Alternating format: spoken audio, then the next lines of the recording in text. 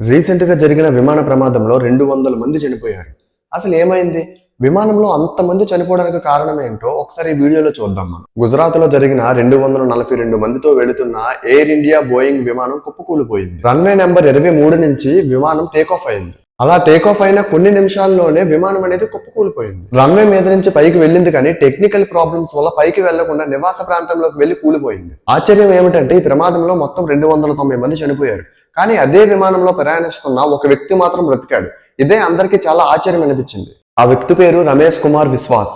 ఈ వ్యక్తి ఒక్కడే ప్రమాద స్థలం నుంచి నడుచుకుంటూ బయటకైతే వచ్చాడు. అలానే ఇదే ఫ్లైట్ లో లండన్ కి బయలుదేరిన గుజరాత్ మాజీ సీఎం విజయ్ రూపానీ కూడా చనిపోయారు. ఈ విషయాన్ని గుజరాత్ బీజేపీ చీఫ్ పాటిల్ ప్రకటించారు. విజయ్ రూపానీ కుటుంబ సభ్యులు లండన్ లో ఉంటారని చెప్పి వాళ్ళని కలవడానికి ఆయన ఫ్లైట్ లో లండన్ బయలుదేరారని చెప్తున్నారు. ఈ విమానం కూలిపోవడానికి కొన్ని గంటలకు ముందు ఇదే విమానంలో ఢిల్లీ నుంచి అహ్మదాబాద్ వరకు ప్రయాణించిన ఆకాశ్ వత్స అనే వ్యక్తి ఎయిర్ ఇండియాలో సీరియస్ టెక్నికల్ ప్రాబ్లమ్స్ ఉన్నాయని చెప్పి తన ఫ్లైట్ లో ఉన్నప్పుడు ఒక వీడియో అయితే రికార్డ్ చేశాడు. ఆ వీడియోలో ఫ్లైట్ లో ఇంటర్నెట్ కనెక్షన్ పనిచేయట్లేదని, క్యాబిన్ క్రూని పిలవాలి అంటే ఆ బటన్ సేవ్ కూడా పనిచేయట్లేదని, అలానే ఎయిర్ కండిషన్ కూడా అసలు బాగాలేదని, ఎయిర్ ఇండియా వరస్ట్ సర్వీస్ ఇస్తుందని, అలానే ఈ విషయం కంప్లైంట్ రైజ్ చేయాలని లేదా అందరికీ తెలిసేలా ఇంటర్నెట్ లో కూడా పోస్ట్ చేశారు ఈ వీడియో. ఈ విమానం యాక్సిడెంట్ తర్వాత ఈ వీడియో చాలా వైరల్ అవుతుంది. ఎయిర్ ఇండియాలో సీరియస్ లోపాలు ఉన్నాయి అని ఈ వీడియో చూసిన తర్వాత ప్రజలలో క్వశ్చన్స్ అయితే రైజ్ అవుతున్నాయి. అలానే ఈ విమానంలో 169 మంది ఇండియన్స్, 53 మంది బ్రిటిషర్స్, 7 పోర్చుగీస్, ఒక కెనడియన్ వ్యక్తి ఉన్నారు.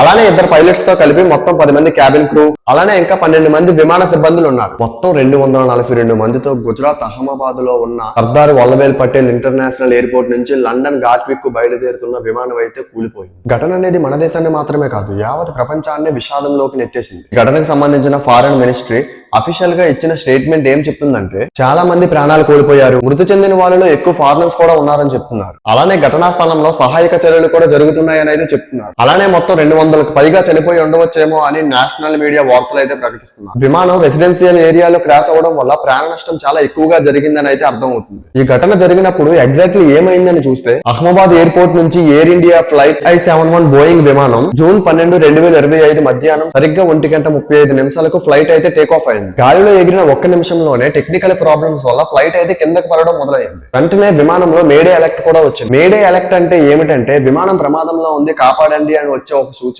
అలర్ట్ వచ్చిన క్షణాల్లోనే ఎయిర్ క్రాఫ్ట్ తో సిగ్నల్స్ అయితే కట్ అయిపోయాయి. ఆ తర్వాత వెంటనే ఫ్లైట్ అనేది క్రాష్ అవడం మొదలైంది. ఎగ్జాక్ట్ గా ఎక్కడ క్రాస్ అయిందంటే, గుజరాత్ మేఘాని నగర్ లో ఉండే JB medical college hostel building లోకి ఏకం దూసుకు వెళ్లిపోయింది. క్రాష్ అయిన తర్వాత బిల్డింగ్ మొత్తం ఇలా మారిపోయింది. క్రాష్ జరిగిన టైంలో జేబీ కాలేజ్ లో ఉన్న స్టూడెంట్స్ అంతా డాక్టర్స్, అలానే జూనియర్ డాక్టర్స్, అలానే అండర్ గ్రాడ్యుయేట్ చదువుతున్న వాళ్ళు కూడా అదే హాస్టల్లో అయితే ఉంటున్నారు. ఎంతమంది వాళ్ళలో చనిపోయారో కూడా ఇంకా క్లారిటీగా అయితే మనకి తెలియదు. ప్లేన్ లో ఉన్న వాళ్ళే కాకుండా అక్కడ హాస్టల్లో ఉన్న వాళ్ళు కూడా చాలా మంది అయితే చనిపోయారు. ఎయిర్ ఇండియా బోయింగ్ 7878 ఫ్లైట్ లో 230 మంది ఉన్నారని చెప్పాను కదా, వాళ్ళలో 217 మంది పెద్దవాళ్ళు ఉంటే 11 మంది పిల్లలు ఉన్నారు. అలానే 2 చిన్న శిశువులు కూడా ఉన్నారు. ఈ ప్రమాదం మొత్తం టెక్నికల్ ప్రాబ్లమ్స్ వల్లే జరిగిందని అయితే వార్తల్లో చెప్తున్నారు. అలానే ఇంకేమైనా కారణాలు ఉన్నాయేమో అని కూడా పరిశీలిస్తున్నారు. ఈ ఇన్సిడెంట్ మీద director general of civil aviation DGA కూడా రియాక్ట్ అయ్యింది. అలానే ఈ విమానానికి కెప్టెన్ గా ఉన్న సుమిత్ సబర్వాల్ కి 8200 గంటల ఫ్లయింగ్ అనుభవం ఉంది. అలానే కో పైలట్ కూడా 1100 గంటల ఫ్లయింగ్ అనుభవం ఉంది అని DGI ప్రకటించింది. అలానే ఈ యాక్సిడెంట్ జేబీ కాలేజ్ వాళ్ళు కరెక్ట్ గా లంచ్ చేసే సమయంలో అయితే జరిగిందని చెప్తున్నారు. ఎందుకంటే మనం ఈ ఫోటోలో చూస్తే అక్కడ చాలా ప్లేట్స్, అందులో ఎంగిలి మెతుకులు అయితే మనకు కనిపిస్తున్నాయి. విమానం కరెక్ట్ గా లంచ్ అవర్స్ లోనే కూలింది. అలానే అంత పెద్దగా దారుణం ఎందుకు జరిగిందంటే, విమానం లండన్ వరకు వెళ్లాలంటే అందులో ఫ్యూయల్ చాలా ఎక్కువగా ఉండాలి. అలా ఎక్కువగా ఫ్యూయల్ ఉండడం వల్ల ఫ్లైట్ క్రాష్ అవ్వగానే భారీగా పేలుడు అయితే జరిగింది. ఆ పేలుడు వల్లే విపరీతంగా ప్రాణ నష్టం అయితే జరిగిందని చెప్తున్నారు. చనిపోయిన వాళ్ళని గుర్తుపట్టలేనంత కాలిపోయి చల్లా చెదురుగా అయితే పడున్నారు. అక్కడ చాలా ఫొటోస్ బయటకు వచ్చాయి కానీ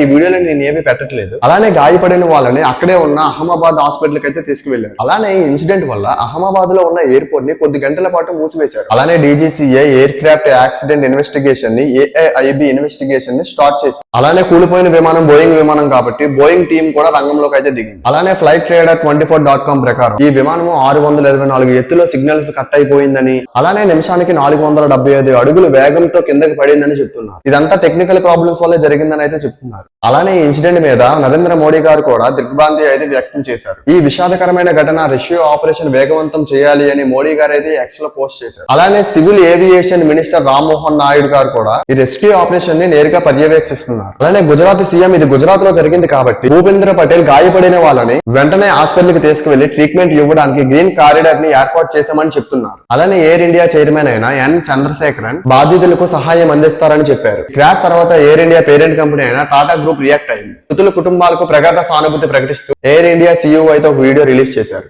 అలానే కొన్ని రిపోర్ట్స్ ప్రకారం టాటా గ్రూప్ మృతుల కుటుంబాలకి ₹1 ఇస్తామని ఎక్స్ రేషియోలో ప్రకటించిందంట. అలా అని కొన్ని వార్తలు అయితే వస్తున్నాయి. అలాగే జేబీ కాలేజ్ ను కూడా మళ్ళీ తిరిగి నిర్మించి ఇస్తామని చెప్పారంట. ఎయిర్ ఇండియా అనేది కూడా టాటా గ్రూపే. 1932లో మొదలుపెట్టిన ఒక ఎయిర్ స్టైన్ సంస్థ JRT టాటా ఎయిర్లైన్స్ పేరుతో మొదలు పెట్టారు. దాన్ని 1953లో జాతీయం అయితే చేశారు. అలానే అప్పటి నుంచి ఎయిర్ ఇండియా పేరుతో గవర్నమెంటే దాన్ని రన్ చేస్తుంది. తీవ్రమైన నష్టాల్లో మునిగిపోయిన ఎయిర్ ఇండియా మదర్ కంపెనీ అయిన టాటా గ్రూపే తిరిగి మళ్ళీ 2022లో 18,000 కోట్లు పెట్టి మళ్ళీ కొనుక్కుంది. 5 ఏళ్లలో ఎయిర్ ఇండియాకి కొత్త ఊపిరి పోయాలనేది టాటా గ్రూప్ పెట్టుకున్న లక్ష్యం. అలానే చాలా మార్పులు చేస్తున్నామని ప్రకటిస్తూ వచ్చింది. ఈ క్రాష్ అవడం వల్ల ఇప్పుడు టాటా గ్రూప్ తీసుకున్న చర్యల మీద, ఎయిర్టెన్స్ పాటించిన భద్రత చర్యల మీద కానీ అనేక ప్రశ్నలు అయితే మొదలవుతున్నాయి. క్రాష్ అయిన విమానం బోయింగ్ కంపెనీది కాబట్టి బోయింగ్ షేర్లు భారీగా పతనమయ్యాయి. ఘటన జరిగిన 1 గంటలోనే 8% దాకా షేర్లు అనేది బాగా పడిపోయాయి. అలానే ఈ వీడియో నచ్చితే లైక్ చేయండి. ఇలాంటి వీడియోస్ కోసం మన ఛానల్ ని సబ్స్క్రైబ్ చేసుకోండి. Thank you.